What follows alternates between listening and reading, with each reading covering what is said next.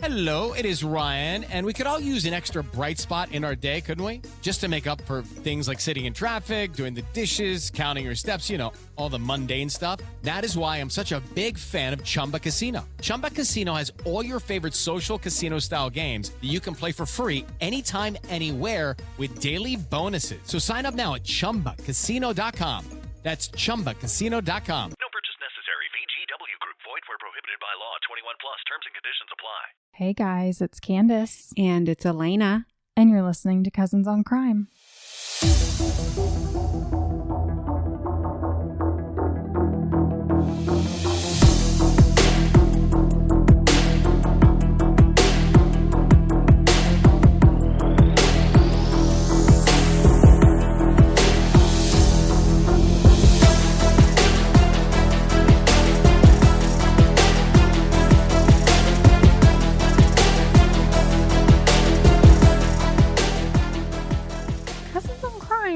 In my bedroom. That's right.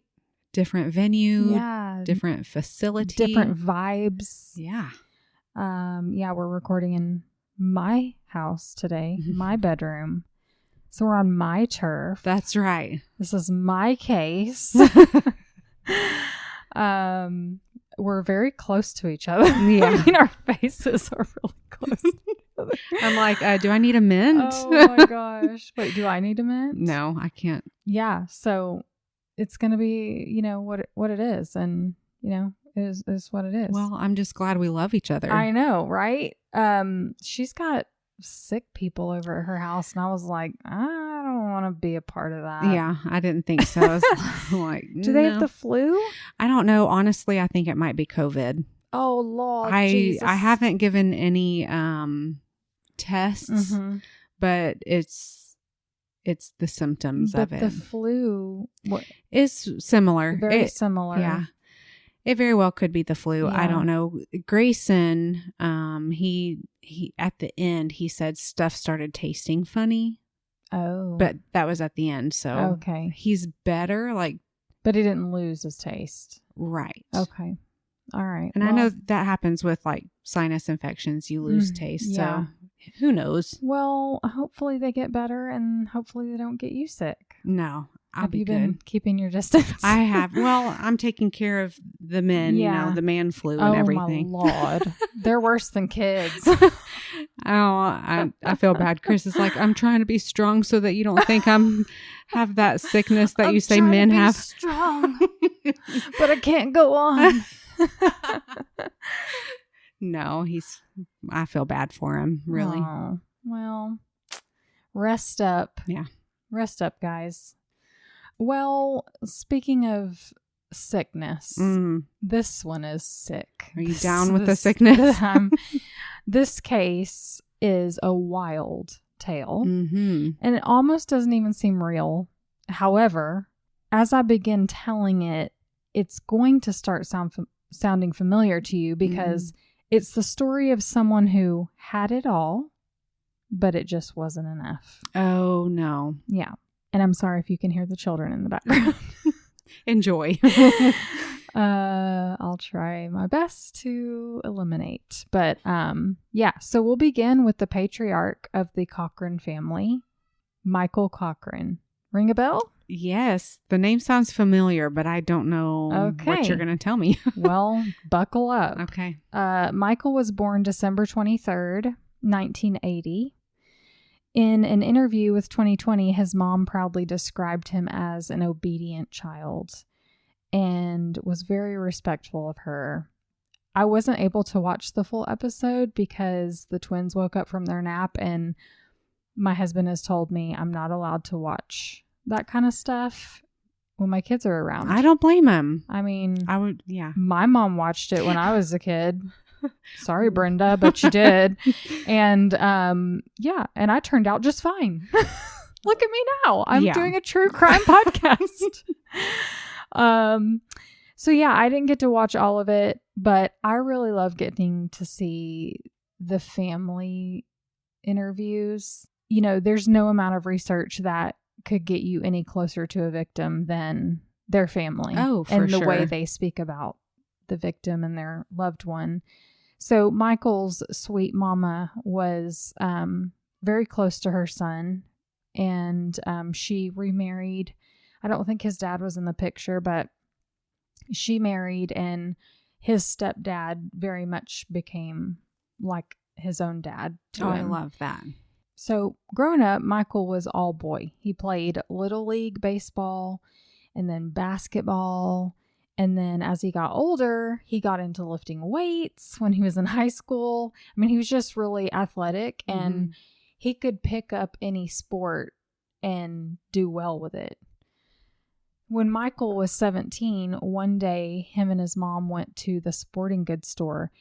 I'm not sure why they went. Like, I don't know if they had a mission, like new shoes or, you know, a new ball or whatever it was. Or just to go check out the new... Or just check it out. But Yeah. I'm sure his mother didn't expect that they'd be leaving with a girl's phone number. Oh. Oh. But they did. He met a girl that worked there named Natalie, and he was immediately smitten with her. I mean, she did have a beautiful smile, and she thought he was beautiful too. And she was super flirty with him in front of his mother, which takes, you know, like guts. Yeah, I wouldn't do that. And from then on, they were together. And everyone who looked at them, you know, it just made sense that they would be together. Two attractive people. They were both very ambitious, and they seemed to be on the same track. Okay. So Michael and Natalie dated after high school, and both went to West Virginia University together, where Michael majored in information technology and Natalie was on a course to become a pharmacist. Nice. Yeah. So they had barely gotten 3 credits under their belts when Michael proposed. Ooh. When they were just freshmen in college. He's like, let's do this thing. He's like, boop, boop, boop, boop, boop, boop, boop. And his mother was like, why? I mean, she was actually upset. Really? Yeah. And I mean, she just thought, what's the rush? Right. Like, why can't y'all just date? Focus on school, finish school, and then get married.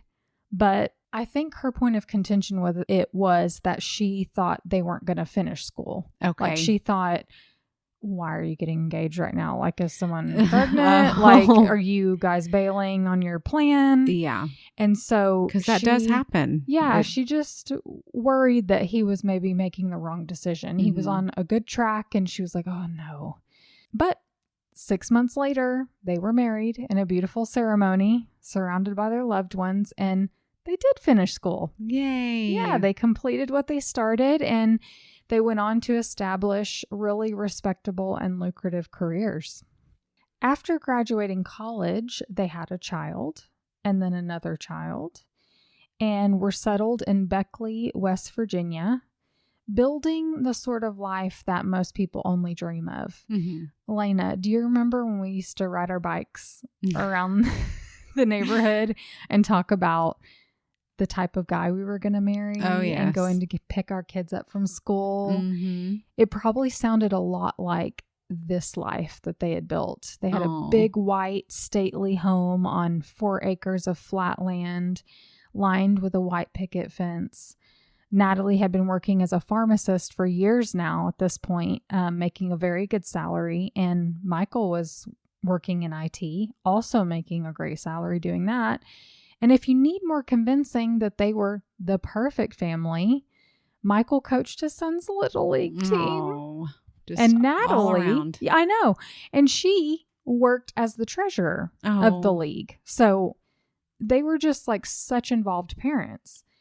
Now, Michael was a doting dad. He loved, hanging with his kids and being a part of their sports. And Natalie was just happy to be there right alongside her husband and their kids. The Cochran's friends noted how Natalie and Michael were always together, either with the kids or without them, but they just were always together, seemingly really happy. Speaking of their social circle, that was teed up too.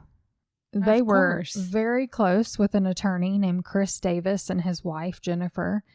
and they had children around the same age. So Chris had actually met Michael when he was doing some legal work for him.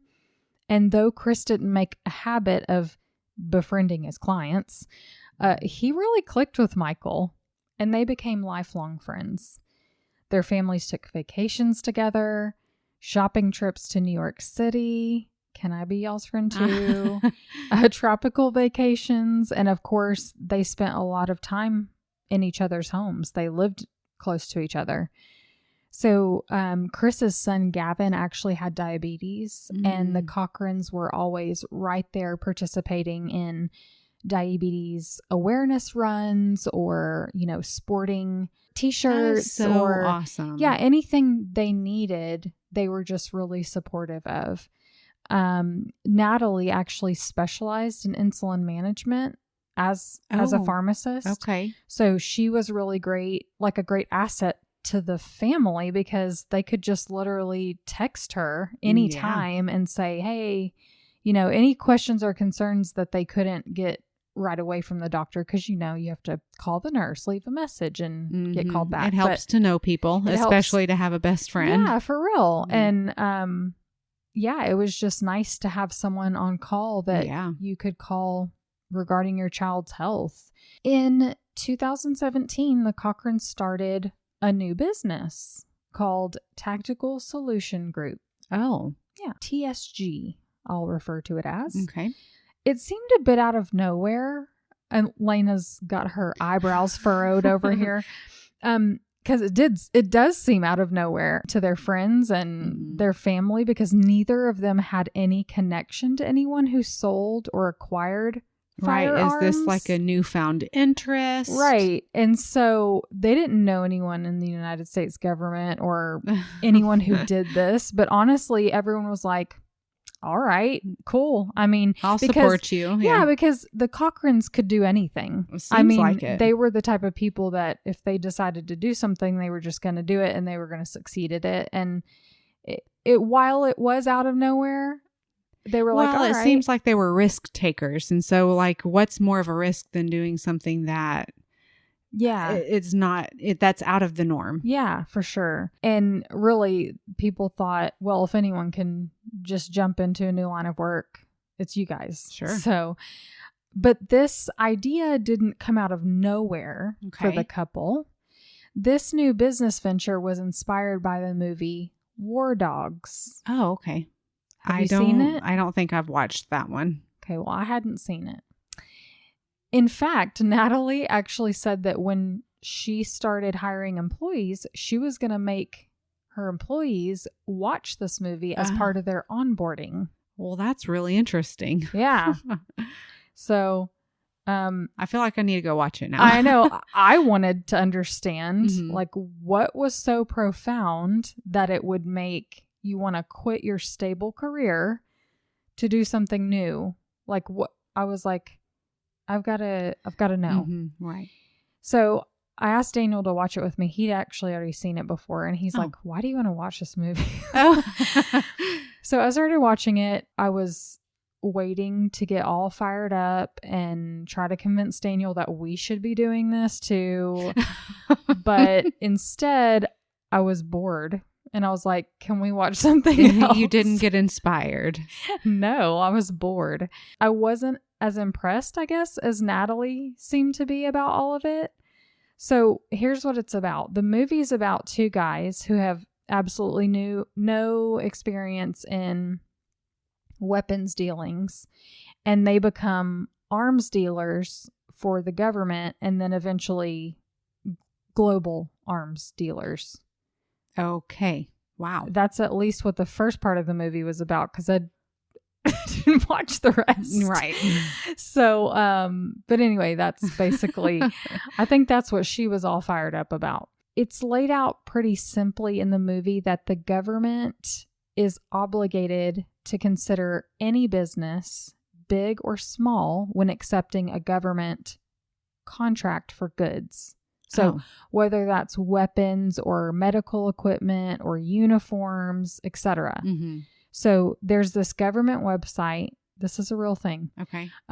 Where you can log on and bid for any of their contracts. So say they need like 5,000 uniforms by October. Well, you can put in a bid saying, I'll get you those 5,000 uniforms for $300,000. And the government's going to go, wow, that's cheap. Mm-hmm. You win the bid. So you get the contract, you have to source the stuff, and whatever you source it for, the difference of how much the government pays you, of course, that's your profit. Okay. All right. So you could make a lot of money doing this if you knew how to source things relatively cheaply. Cheaply? Is that a word? But like most other people, the Cochrans didn't have $300,000 just laying around. So they needed to get some investors on board that they could pay right back. So once the contracts closed, they would pay their investors back whatever they borrowed. And the idea was that eventually the profits would be able to sustain their business. Michael's mom put in her and her husband's entire 401k balance, which was a little over $250,000. Whoa. Yeah. That's some trust right there. That's big. Yeah. That's some, Michael's friend Chris Davis, that attorney, and his wife, they sunk in over $500,000. Ooh. Another one of their friends, Tony McCall, who had met the Cochrans after enrolling her son in the baseball program that Michael coached, also invested. She gave them over $256,000 actually. So Tony, she had known someone who invested. So like another friend of hers had invested in their business, and she was like, oh, this sounds great. Why am I croaky?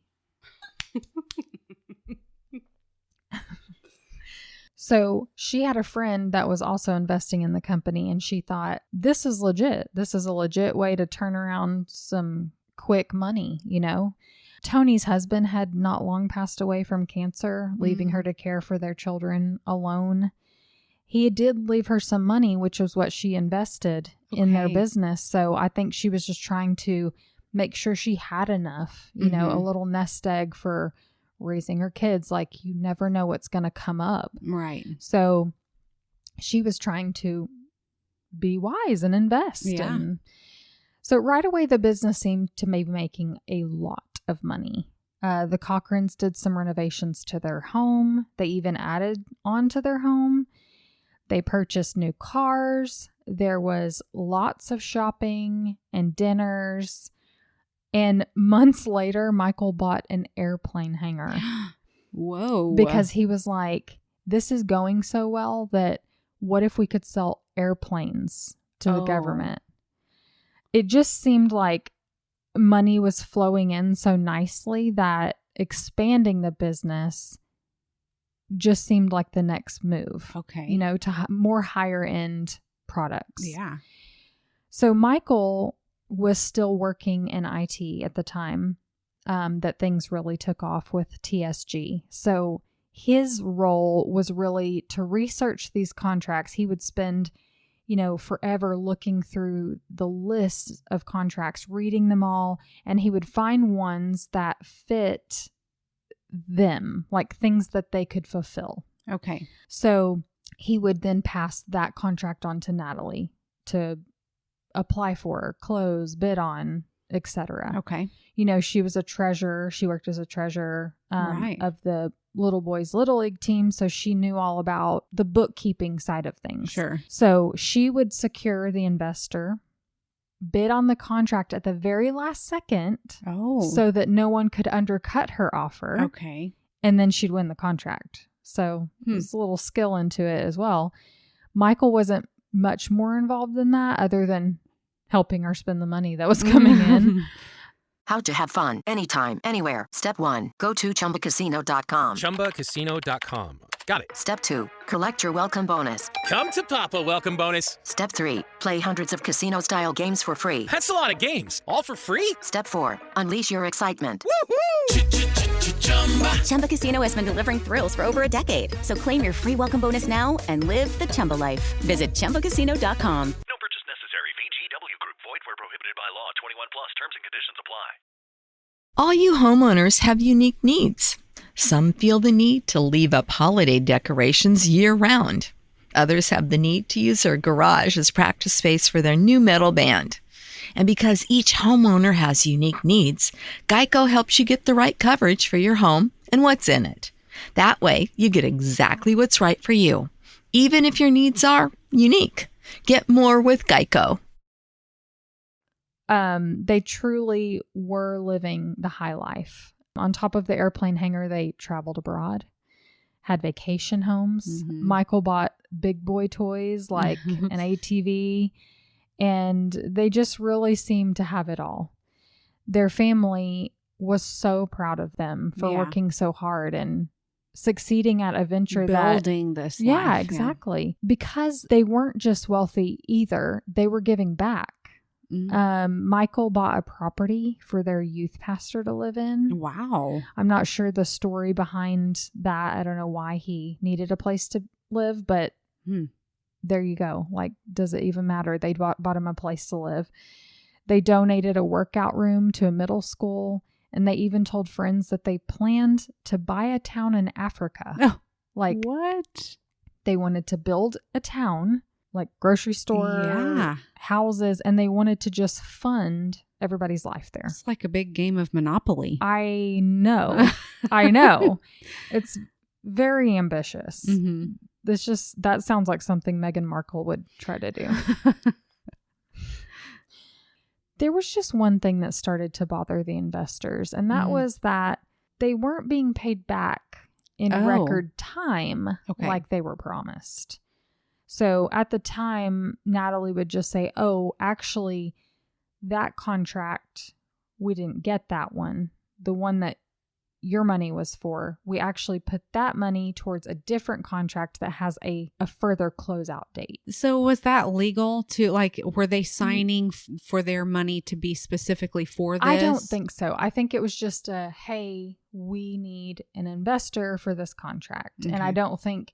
I'm not sure if they did sign for specific contracts or if they were just investing into the company and then the company was using whatever investments they got for these contracts. Okay. And then they would pay them out. And so when she would say these things like, oh, that's going to be paid out in 2 months or whatever, they would be like, oh, all right. I mean, can wait another 2 months. You're going to just pay me more interest. Sure. Essentially, it was like, so yeah, you can have my money for another 2 months and then I'll make more, I guess. And it was good enough for them.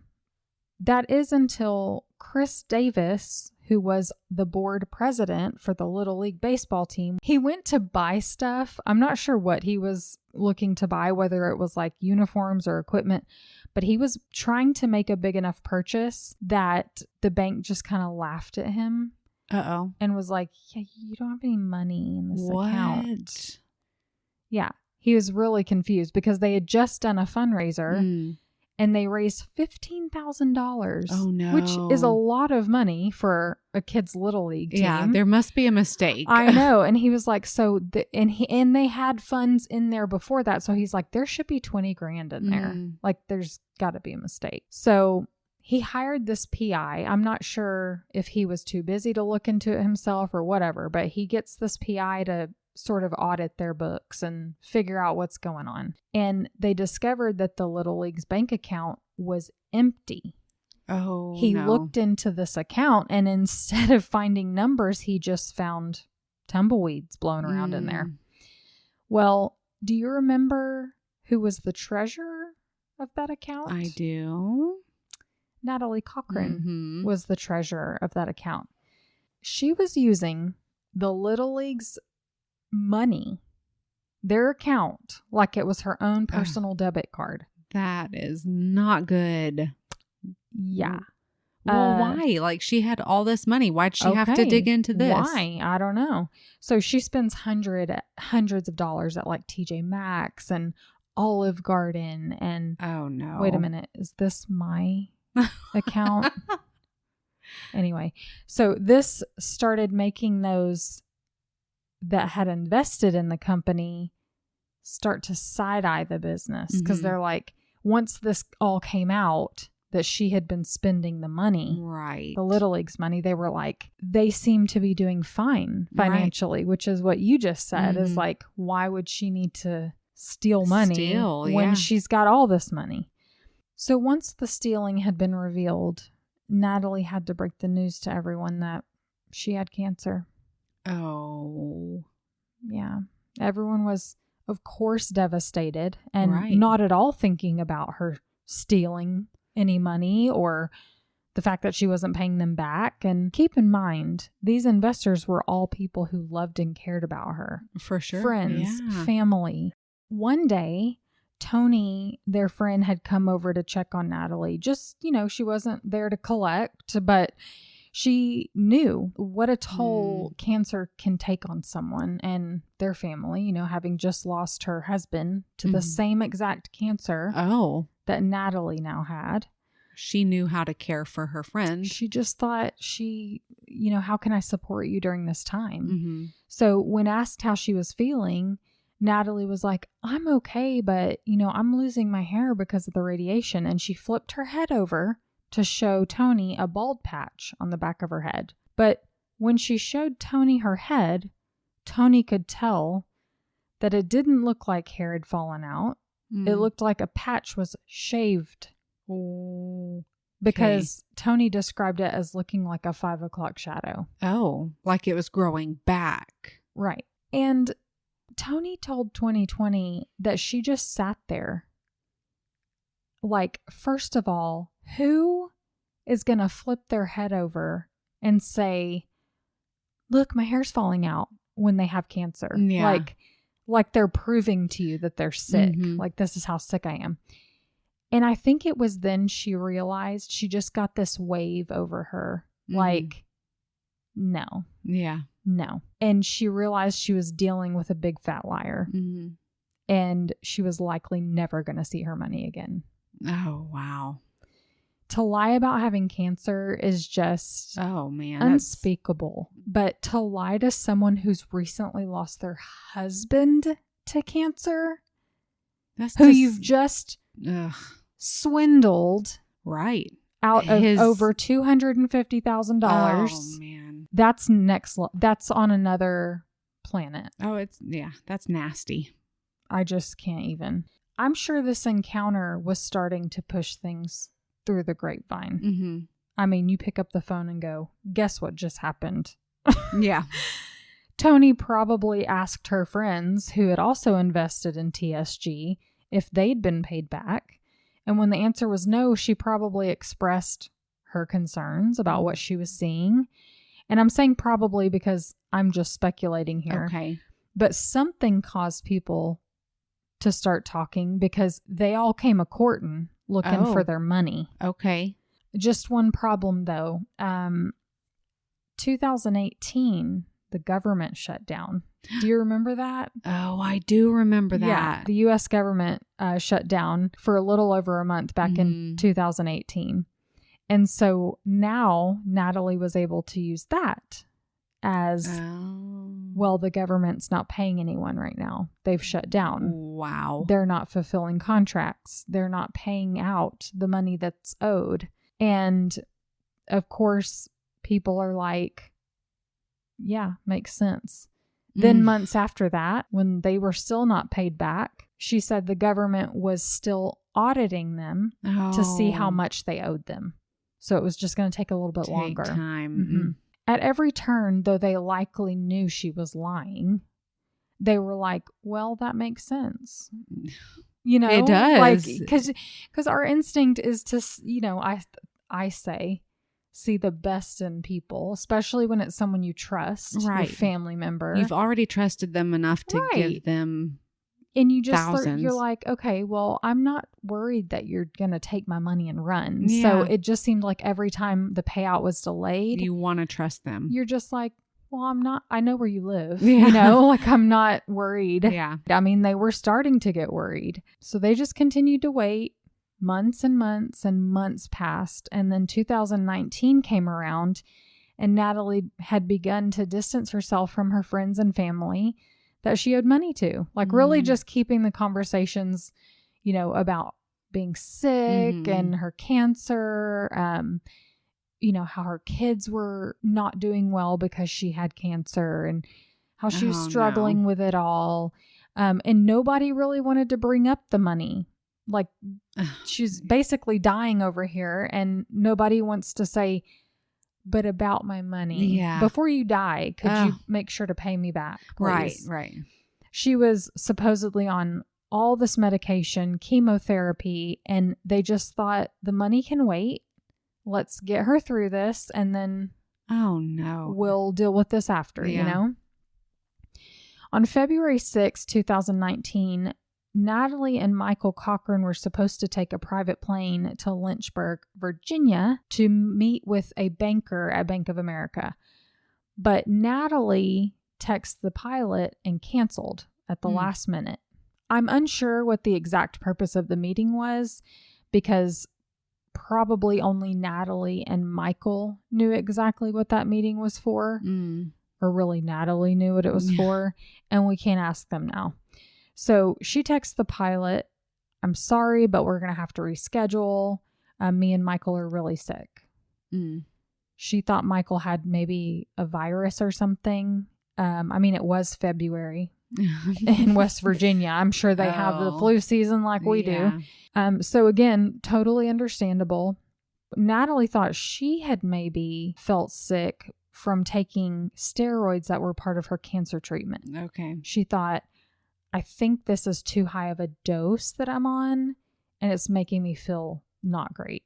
Well, Natalie specialized in insulin management. I told you that earlier. Right. And she knew that insulin could actually counteract the effects of steroids.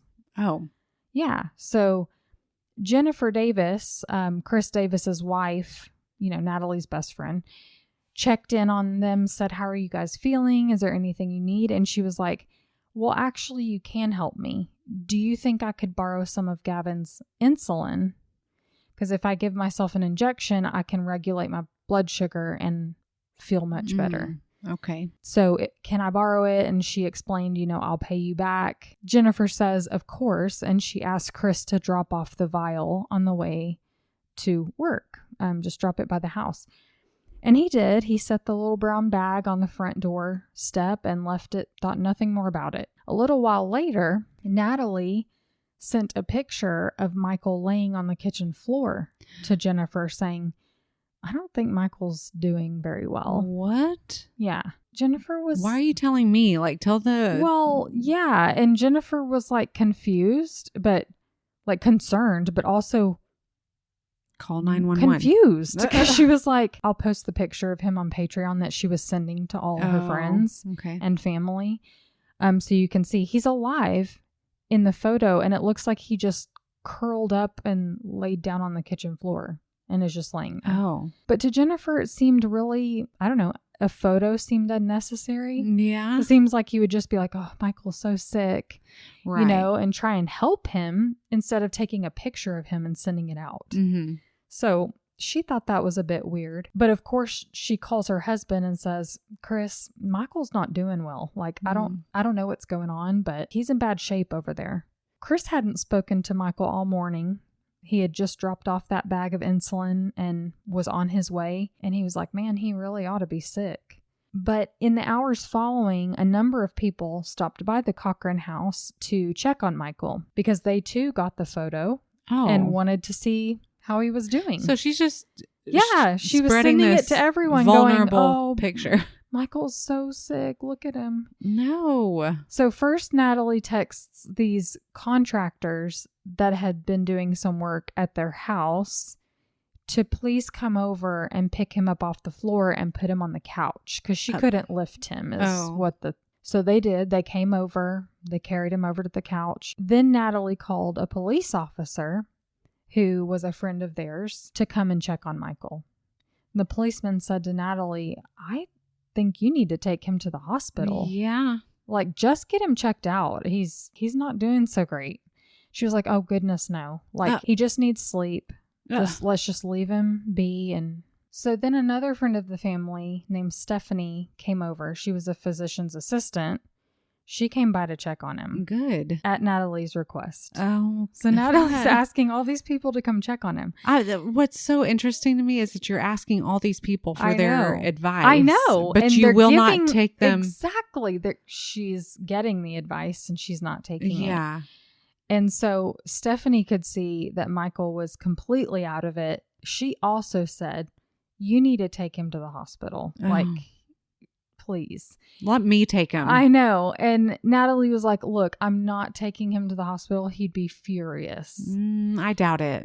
She said that Michael had recently, and this was verified, but Michael had recently been in the hospital for being exposed to black mold. He got really sick when they were doing some construction at their house, and he was just about ready to climb the walls in that hospital room because he hated it. Like they admitted him and he was there for a few days, and so he was ready to get out of there. And she's like, it's a bit hasty to take him to the hospital when he can just, let's let him sleep this off. But you're so concerned that you're telling everybody, but no. Yeah, she's like, he's just not feeling well. And when he wakes up, I'll ask him if he wants to go to the hospital and I'll take him if he wants to go. Now, a couple hours later, Chris Davis is like, I'm going to stop by. When he arrived, Michael was laying on the couch. He'd clearly been in the same position all day and appeared to be sleeping. But when Chris was like, hey, buddy, you doing okay? He was unresponsive. What? He wouldn't respond to any sort of stimuli. Nothing. So Chris said, let's get you to the hospital. So he picks him up. Physically picks him up. And where was Natalie? She's standing there. Okay. And he's like, I'm going to get him to the hospital. And meanwhile, Natalie's like following him to the door, protesting this, saying, no, don't, Oh my gosh. And he just ignored her and put Michael in his car. Thank you. Yeah. What a good friend. I'm not sure if Natalie got in the car with Chris or if she followed him to the hospital, but she went up there as well. That car ride didn't rouse him in any way. I mean, just the jiggling of the car, he didn't come to and say, where are we at? Nothing. He was completely gone out of it. By the time they got to the hospital, they just admitted him right away because he was in such bad shape. He remained incapacitated the rest of that day and night. He was intubated and placed on a ventilator, and none of that elicited any sort of response from him or acknowledgement that he knew something was happening, So after the first battery of tests were run, doctors were alarmed to find that Michael's blood glucose level was 21. Oh. A normal blood glucose level should be between 70 and 100. Right. Additionally, they found that Michael had cerebral edema or brain swelling. Okay. The next 5 days were just brutal on the family and friends who filtered in and out of the hospital to see him. I mean, he was fully in a coma. And despite his mom and stepdad, rubbing his arm and saying, we love you, can you hear us? I mean, he never woke up. He was pronounced dead February 11th, 2019. And it was just... And how old was he? He was only 38. Oh, yeah. So young. I know. How to have fun anytime, anywhere. Step 1. Go to ChumbaCasino.com. ChumbaCasino.com. Got it. Step 2. Collect your welcome bonus. Come to Papa Welcome Bonus. Step 3. Play hundreds of casino-style games for free. That's a lot of games. All for free? Step 4. Unleash your excitement. Chumba Casino has been delivering thrills for over a decade. So claim your free welcome bonus now and live the Chumba life. Visit ChumbaCasino.com. No purchase necessary. VGW Group. Void where prohibited by law. 21 plus. Terms and conditions apply. It was just an immense loss for the family. His parents had lost a son. 2 children lost their dad. This baseball team and community had lost their beloved coach, and Natalie lost her husband and business partner. So she was probably feeling a bit lost right about now. Shortly after Michael's death, Natalie established the Coach Michael Cochran Scholarship Fund, which would provide a full ride college scholarship to high school students. In May of 2019, months after Michael died, she presented framed certificates to 8 students that were selected for the scholarship, which covered up to 8 years of tuition. 8 Right. students for 8 years. Right. That's a long time. So that would include undergrad and then maybe if they wanted to go to grad school. Okay, wow. As well as $7,500 annual stipend for anything else they needed on top of that. Whoa. Yeah. This... Do you watch The Office? Yes. Okay. This was Scott's Tots all over again. Because none of these kids would see a single penny.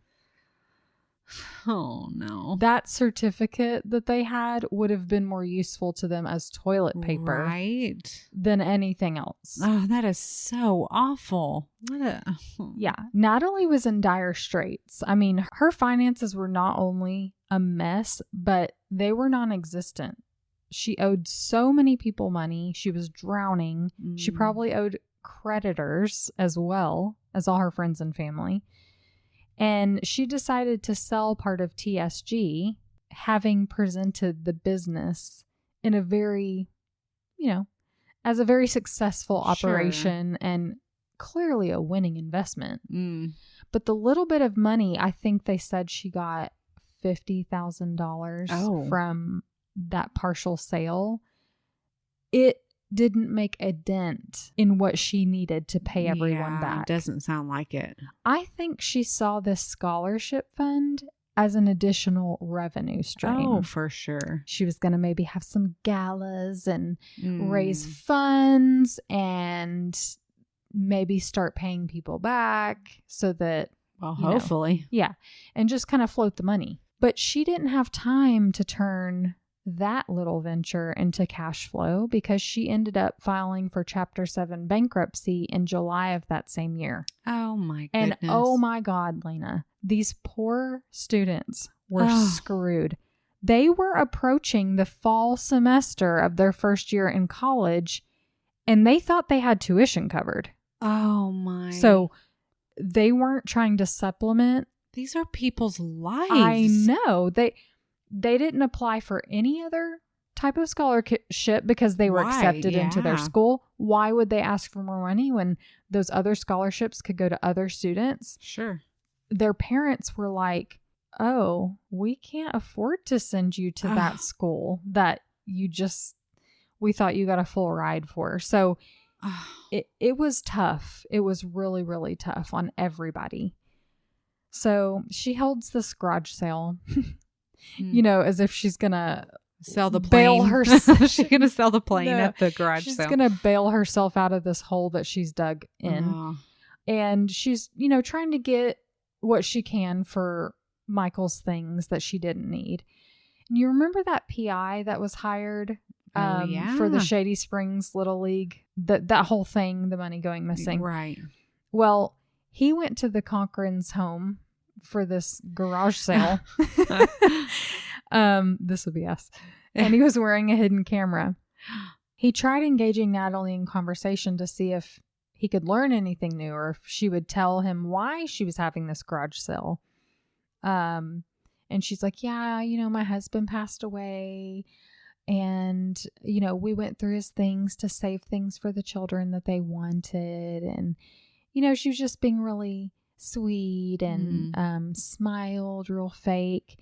But then he turns his head to look at something else, though his camera was still pointed at her. And as he's watching the footage back later, she just drops her face and has this scowl on her face. Oh, excuse you. Right, exactly. So he was just completely dropped her expression. She didn't know she's being recorded, of course. But by now, the FBI had already started investigating Natalie's little Ponzi scheme that she'd been operating for years. Oh, yes. Full-blown Ponzi scheme. Oh, yeah. They had a warrant for her house, and they took computers, files, papers, paper clips. I mean, you name it. They were collecting. Take this. Yeah, exactly. They were collecting anything they could that could be associated with this scheme. And they expected to find some shady stuff, but they didn't expect that TSG didn't really exist. I mean, the company existed, but they had not fulfilled one government contract. Oh, that's what I was thinking. Like this person buys the company for $50,000. Did they look at any bookkeeping? Yeah, she had the books. She had it. Yeah. Oh, golly. Yeah. So she was arrested and charged with these financial crimes. And in March of 2021, she was sentenced to 11 years. But from their investigation emerged something else surprising. There was no evidence to suggest that Michael knew anything about this Ponzi scheme. Really? Yeah. Ergo, she was carrying on as if they had this successful business. He saw all this money coming in, and so he thought they were crushing it. Right. That's when the investigators shifted into a murder investigation. Okay. Michael's cause of death was actually listed as natural causes by the hospital where he died, and no autopsy was performed because they had no reason. The family didn't ask him to perform an autopsy, and they don't do that unless there's probable cause or they're asked to. So they exhumed Michael's body. Oh. She didn't cremate him. She didn't cremate him. So they exhumed Michael's body. The forensic pathologist who performed the autopsy, his first and only, noted that the toxicology levels were high in insulin.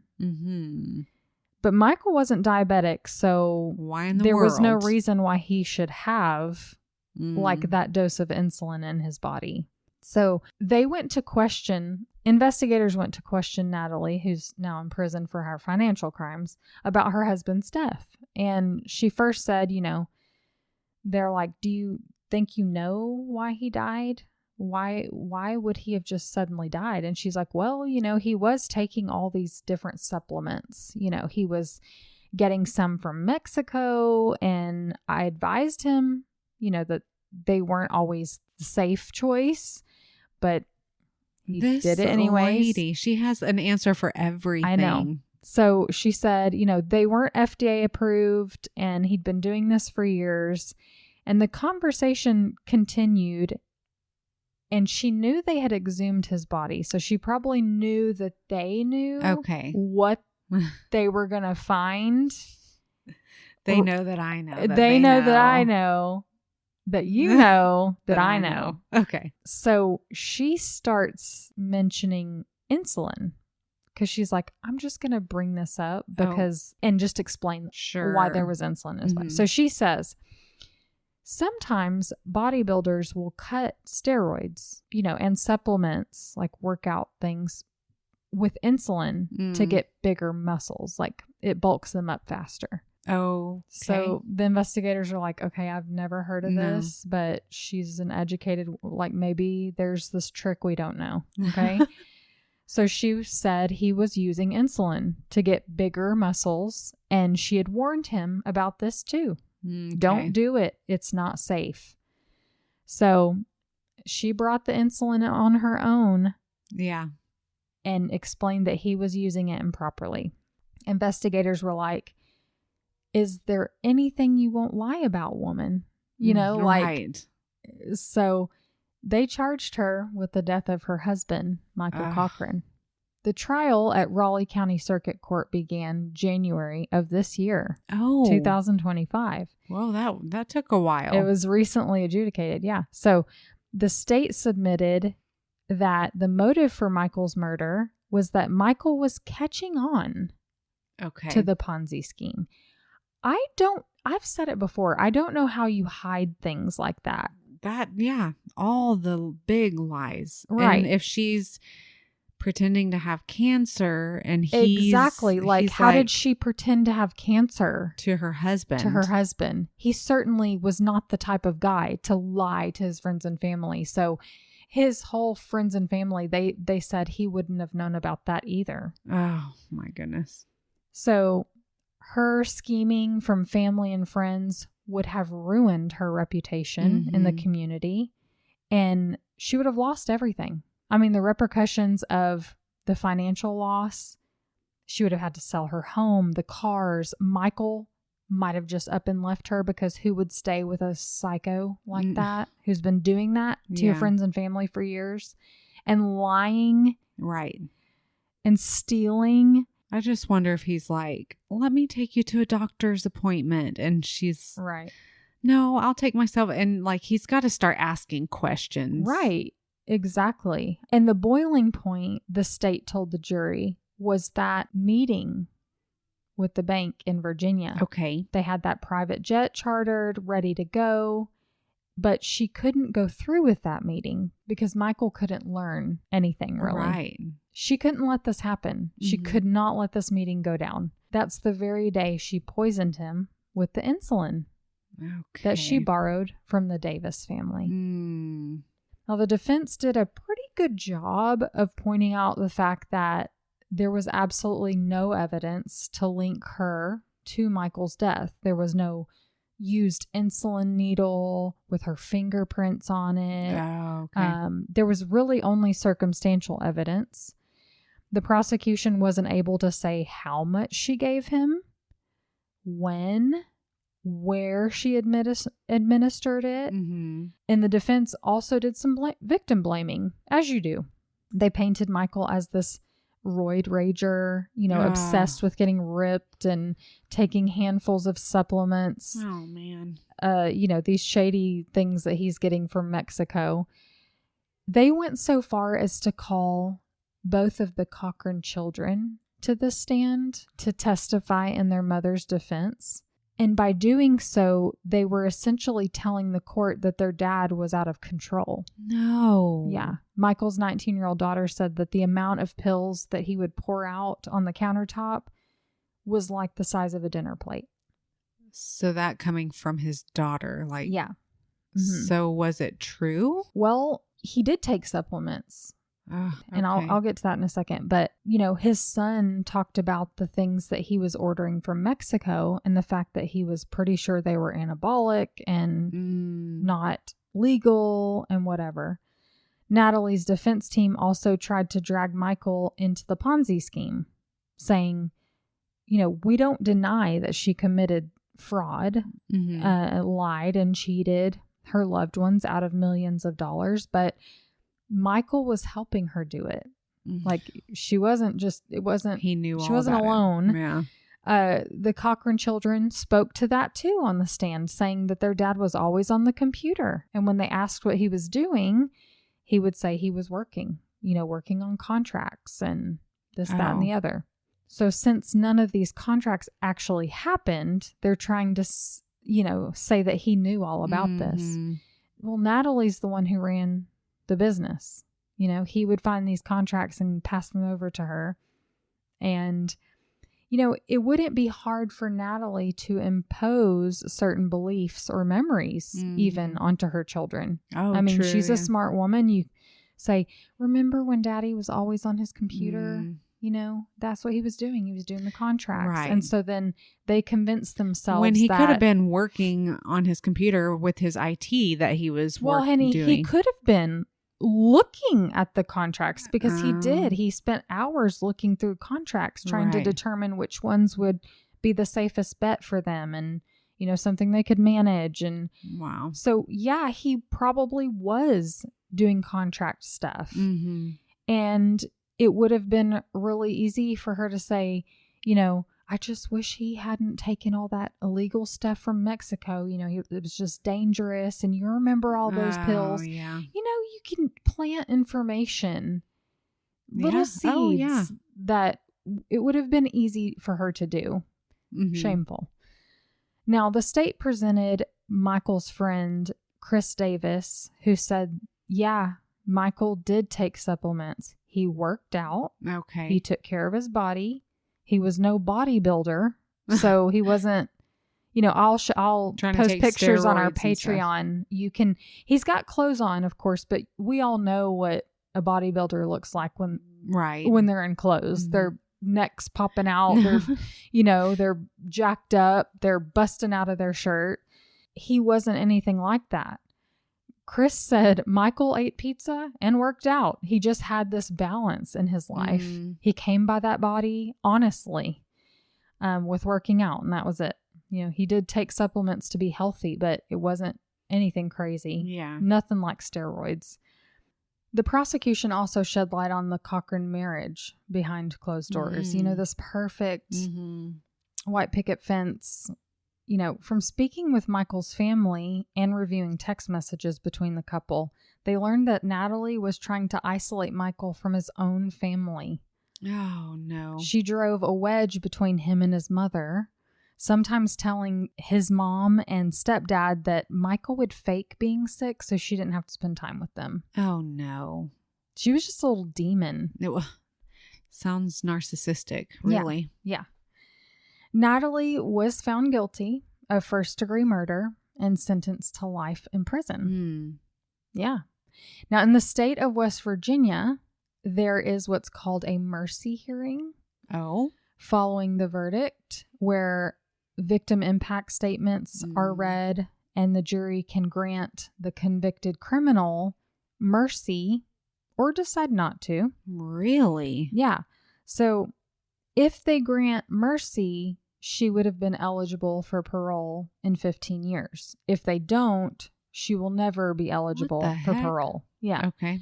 So considering the totality of physical and circumstantial evidence, the jury could not recommend mercy for this woman.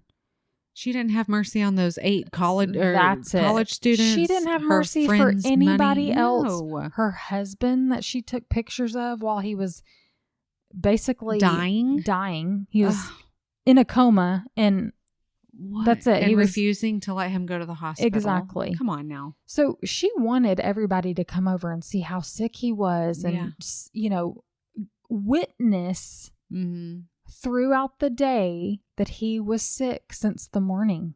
Yeah. And she was so concerned.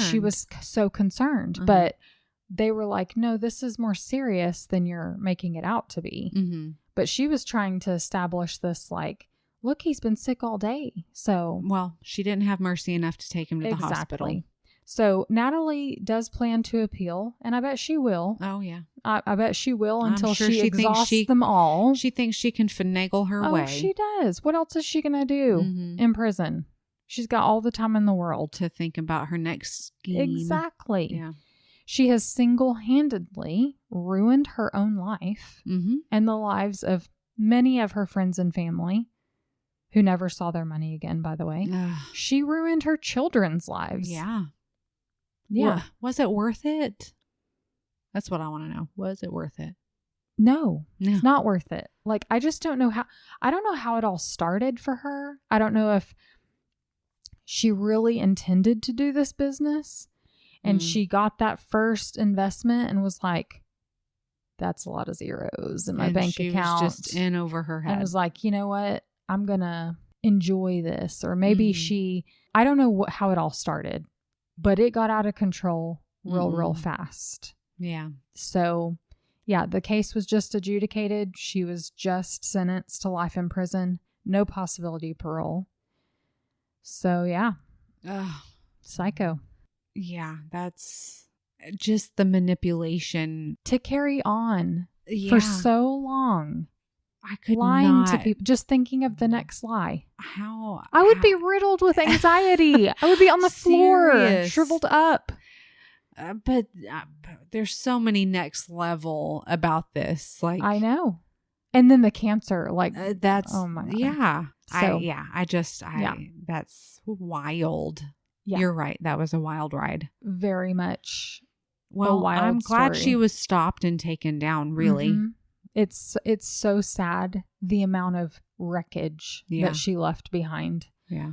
Not only did she murder her husband, and there's that murder aspect, and he was ripped away from everyone, but she left all of those people in financial ruin. Yeah. Their Well, hard-earned 401k. His parents. Yeah. It's so sad. It is very sad. I hope the friends and the family heal from this and that they can thrive in their own lives now, knowing, it's some kind of justice. Yeah, I mean, it's so hard. Chris, on that 2020 episode, him and his wife just wept, and he was like, our son's insulin killed my best friend. Oh, no. He was like, I can't get over that. Like, I gave her the murder weapon. Well, essentially. It is not his fault. I know. It's not. But I mean. Yeah, but I can see how you want to make sense of it all. She would have killed him any other way. Oh, yeah. She would have found a way. She would have found a way to kill him. Yeah. She was Alex Murdaugh on her. Right. She could not let the things go down that were about to go down. Right. It was all coming to a head. Ooh, man. So that's all I got for you. Well, thank you for telling us that story. That was wild. Yeah. That was great. Let's do it again sometime. Let's do it. See you next week, guys. Bye. Thank you for listening to Cousins on Crime.